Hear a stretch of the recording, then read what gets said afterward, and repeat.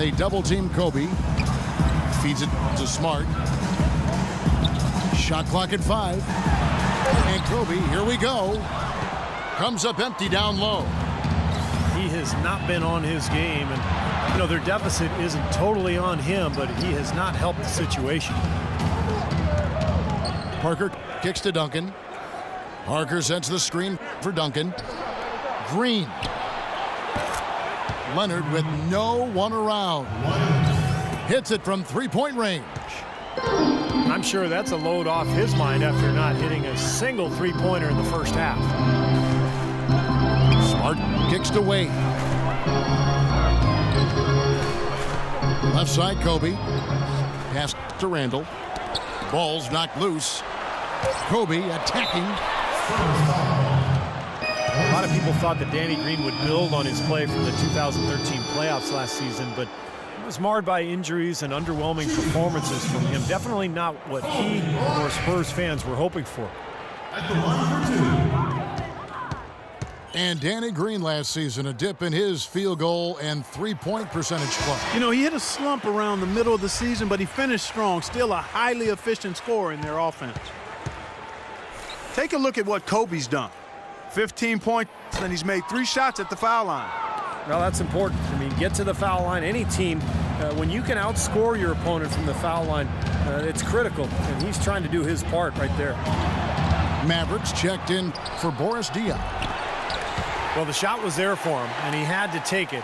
I don't care if he didn't convert it. He's got to take that every time. Wade outside. He feeds it to Bryant. Kicks it to Smart. He dishes it to Noel. Outside, Kobe. From 18 feet away. And again, no good by the Lakers. Well, they're now +5 in the rebound category, really controlling the glass. And rebounding is one of those non-glamour stats. It takes work and effort and tenacity and physicality. But when you look at the scoreboard, you can see the correlation. Timeout called the Lakers. Well, you talk about the elite point guards in the NBA. A lot of times Tony Parker's name gets overlooked. Something about playing in San Antonio seems to keep you off the radar, but make no mistake, Parker is a true star and, most importantly, a proven winner. A different look now for San Antonio. Boris Diaw's checked in for Duncan. Austin Day comes in for Kawhi Leonard. And Martin subbed in for Green. Kobe kicks to Wade. Here's Randall. And the layup's good off the glass. Randall's got 6.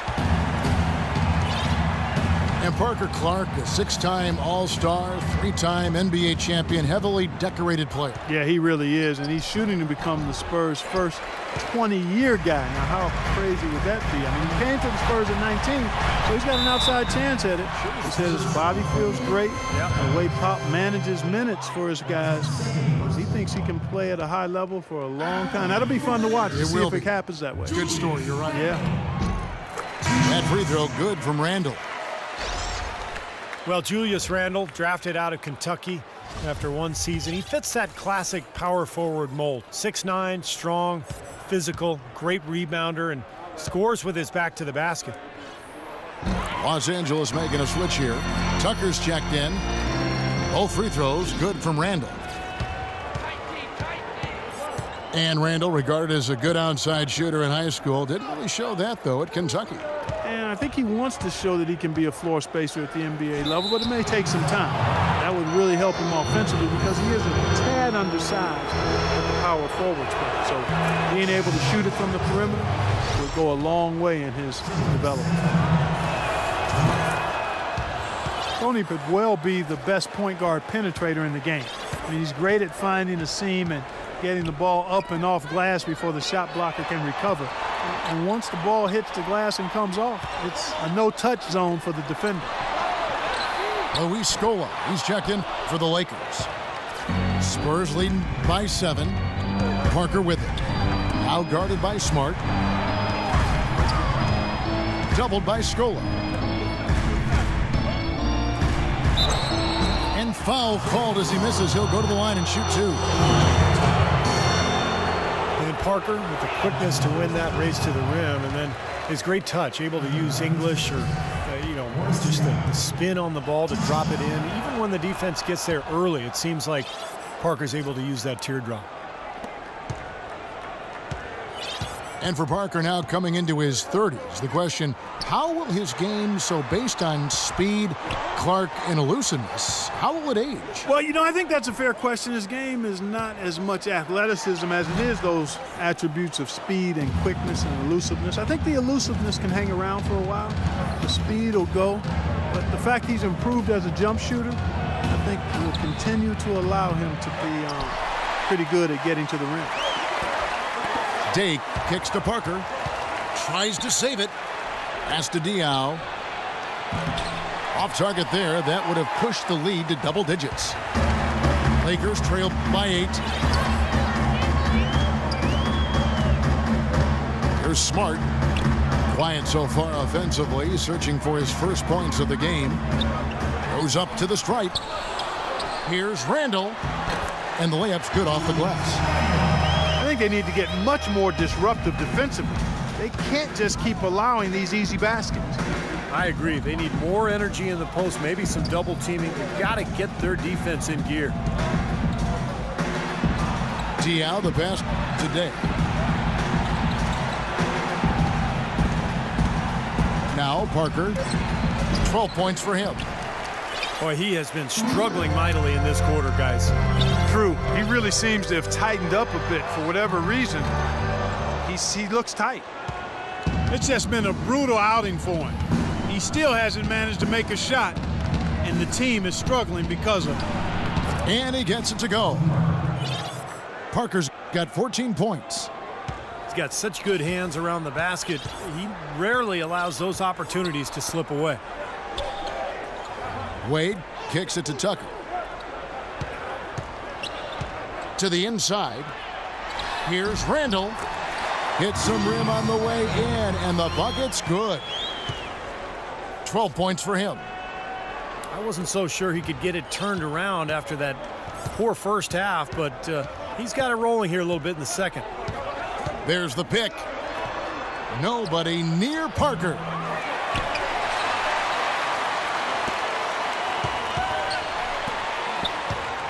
Second chance shot. And Kevin Martin the bucket on the assist by Parker. And it's 6 points for Martin. Smart kicks to Scola. The feed now to Wade. Dishes it to Tucker. The drive by Wade. Smart wide open. He fires. Here's Randall. Nice work on the boards. Paying off with the basket. Randall's got 10 points in just the second half.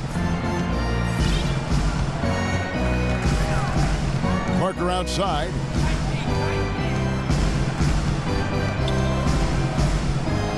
.51 seconds left to play in the third. Martin dishes to Parker. Back to Martin. Jumper off the screen. The Lakers with the rebound. Scola's got rebound number 7 for him tonight. In the corner, Smart with it. There's the 3. The rebound by Day. Day's got his 4th rebound with that last one here tonight. This is definitely a day he'd like to forget. He just hasn't had the energy or the intensity to get it done out there. He's still scoreless. Out of bounds, the Lakers will take possession. Well, that's inexcusable to throw a pass that far off the mark. Here's Clarkson. Can't connect. And we've watched 3 so far in this one. Spurs lead by 6.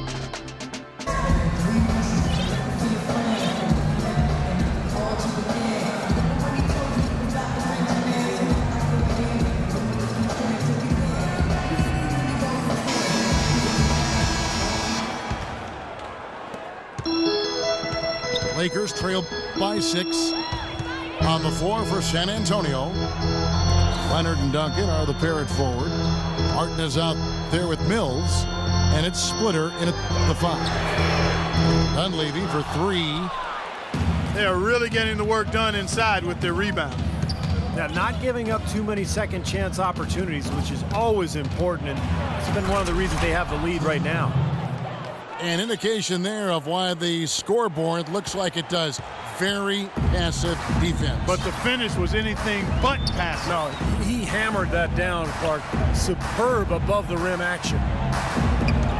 Bryant drives in, and that one's good. Spurs leading by 6. The pass to Martin. It's hauled in by Los Angeles. Scola's got rebound number 8 here tonight in the game. And Patrick Mills gets that whistle that time. That's his 3rd foul of the game. Los Angeles making a switch here.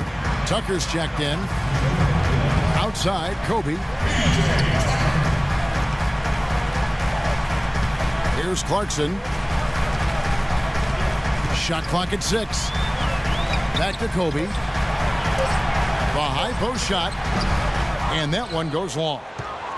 Showing some strength in the paint. Tough rebound. Leonard, the pass to Mills. He kicks it to Splitter. Turner with the steal. The drive by Bryant.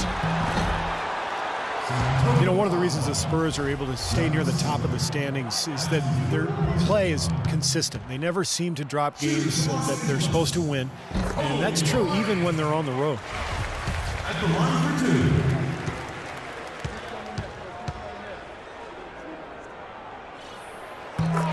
2. Bryant hits them both.